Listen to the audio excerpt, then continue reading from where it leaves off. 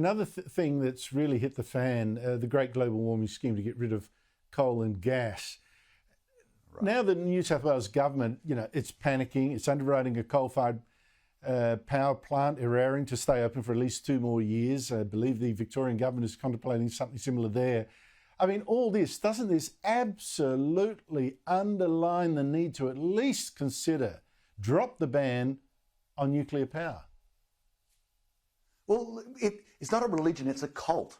What we're having is this sort of cult-like approach. They run to the door and say, here are the pamphlets, the world is about to end. And if you don't agree with them, they go, denier, you're not a believer. And they run off to another house and knock on their door.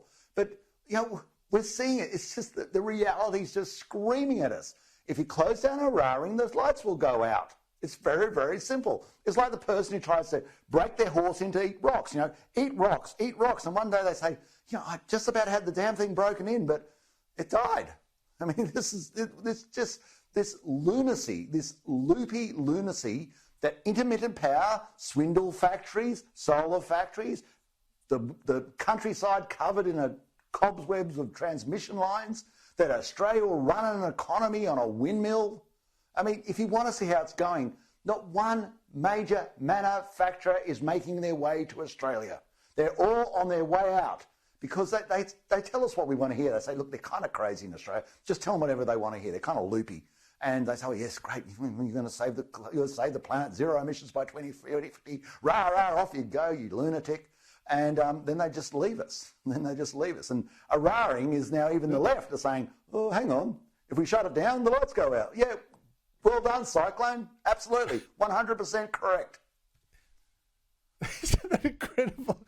That no one thought, oh, look, if you shut all these coal-fired power stations, we might not have enough power because we haven't figured a way to make all of the alternatives work. Barnaby, this was really embarrassing. Anthony Albanese today tried a desperate excuse, a desperate rowback on something he failed to do on Tuesday. On Tuesday, he refused to criticise or even comment on a decision by the Chief Prosecutor of the International Criminal Court to seek warrants for the arrest of Israel's Prime Minister for alleged war crimes, along with the leaders of Hamas, as if he was just another terrorist too. Now, a group of rabbis today were begging him to take a stand for once, and today he trotted out this excuse. He claimed he got asked an obtuse question on Tuesday and then falsely claimed we hadn't quoted all he'd said that day. Here he is. I got asked an obtuse question yesterday or the day before, and today I'll make this point. What we've been very clear about, and I was clear about 2 days ago, didn't get Iran in any of the quotes that we used, but I made it clear a couple of days ago our opposition to what happened on October 7, once again, to the terrorist actions of Hamas. There is no equivalence between a terrorist organisation like Hamas. It should not be compared with any nation state. Barnaby, that is so embarrassingly misleading, to put it mildly. I've checked everything Albanese said on the record on Tuesday. He never made that point about moral equivalence then.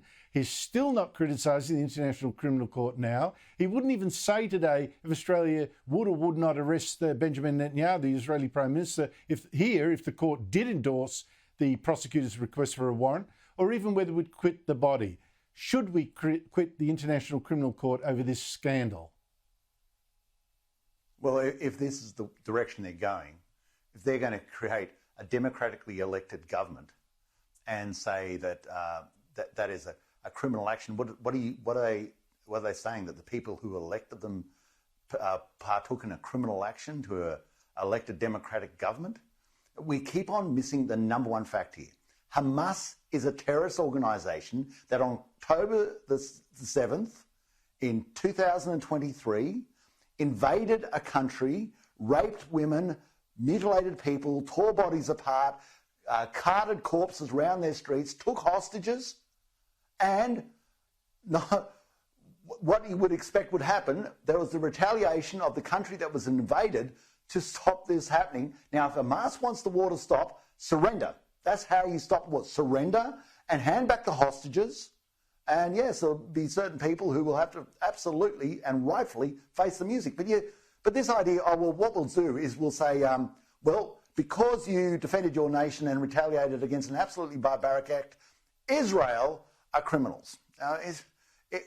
The International Criminal Court are casting an aspersion against themselves, because if you sit back and think about it, if that happened to Australia, what would Australia want its armed forces, what would Australia want its government to do if we woke up one day and found out that in Sydney, women had been raped, babies mutilated, people just shot dead, murdered, hostages taken, they just charged in and invaded us.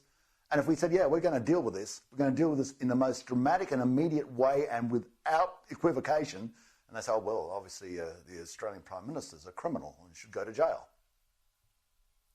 Yeah.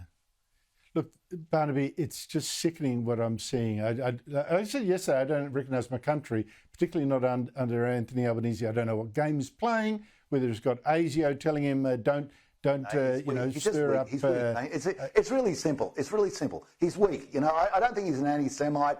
I don't think he's, to be honest, necessarily a bad person or anything like that. I don't think that.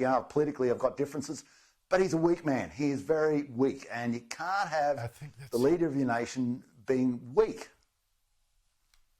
I think he's also playing it through a purely political spectrum. What will get me the votes? And I think one day you'll look back at your career and you'll think, I tried that for votes. Should be ashamed of myself. Barnaby Joyce, thank you so much indeed for your time.